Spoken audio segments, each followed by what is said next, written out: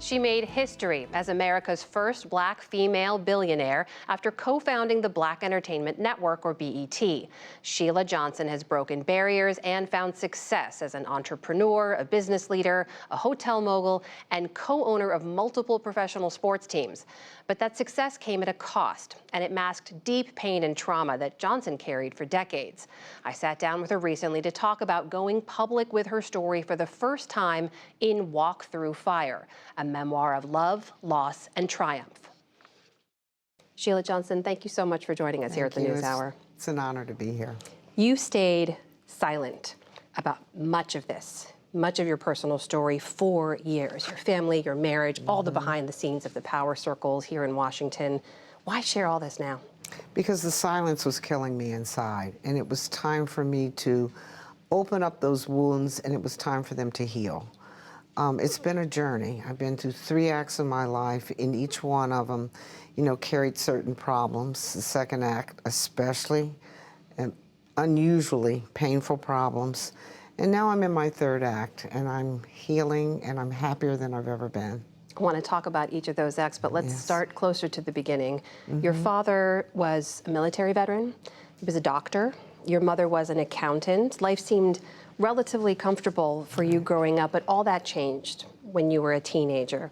And your father basically tells you flat out, I'm leaving. Absolutely. You write about it in the book, and you say, that's how I learned after 18 years of marriage, after raising 2 children, buying a home, achieving what looked like the American dream, my father had decided he wanted something different out of life. Why start with that story in the book? Because that was the time where I realized I had to grow up suddenly. Because women back then, and I've learned this over the years, they had very few rights. I mean, just to up and leave 2 children and a wife that depended on his income. Her bank account was in his name, credit cards, you name it. She didn't know which way to turn.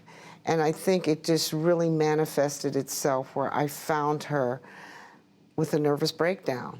And it just was the most painful thing for me to ever watch. That has stuck with me for the rest of my life. You moved a lot as a kid, too? Yes, right? 13 times. 13 times? Yes. And why? Because my father is an African-American neurosurgeon, was not allowed to practice in white hospitals. Also, he could only really work with patients that were of color. Yeah. He couldn't perform operations unless they were Black. And then once he ran out of patients, then they moved us again. It was about every 10 months until we settled outside of Chicago. You talk about these hard lessons of racism, and you write this one line that stuck with me. You said, I was always drawn to places that Black people don't usually go. What did you mean by that? Why do you think that is? I just got tired of not being able to move forward. And I think what happens in the African-American race is that we're suppressed so much. We're taught to not speak out. We're taught to not talk about each other. Communication is very little, and even as a young person, they were saying you should be seen and not heard. And it just went against who I am. It's not in my DNA, and I love challenges. I'm a risk taker. So it was just important that these doors would open, and I said, why can't I go through them? And I decided I was going to go through every door that came my way. You do devote a lot of time in the book to your 30-year marriage, to Bob Johnson, your co-founder at BET, and to his infidelities. And you write very candidly about the shame that you felt. And you write about people coming up to you at parties and asking you to please stay with him, to stay together. Because the community needs you. What was that like? I think because of how successful BET was, and you're the king and queen of media, you're the first Black company on television. And they're proud of the fact that there was that representation there. And for it to have scandal where we would break up, it sort of shatters the image of what we were trying to build.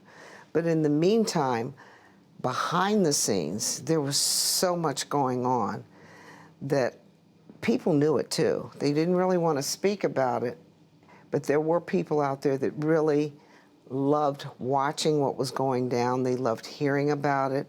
There were digs made at me.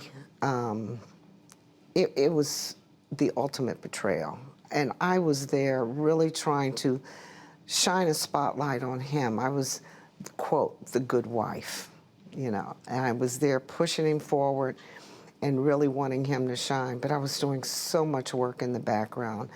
And I was literally erased out of that company. And I got fired by my own husband because I found out what was really going on. And when I confronted him, he wanted to get rid of me.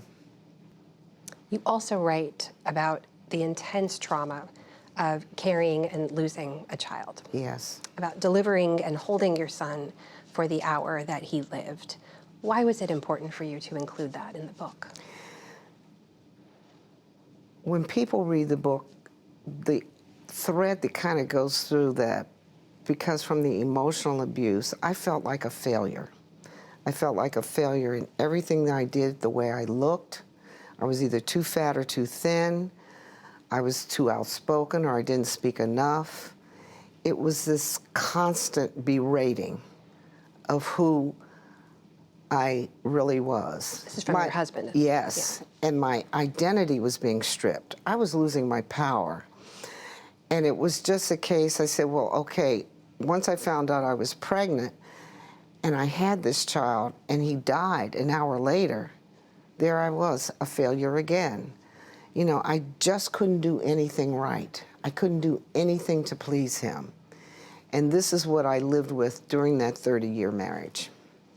Divorcing Bob, selling BET, it launches you into this whole new chapter of your life. You're now newly empowered, newly extremely wealthy. You build a luxury resort from scratch out in Middleburg, Virginia, and you call it Salamander. Yes. Why?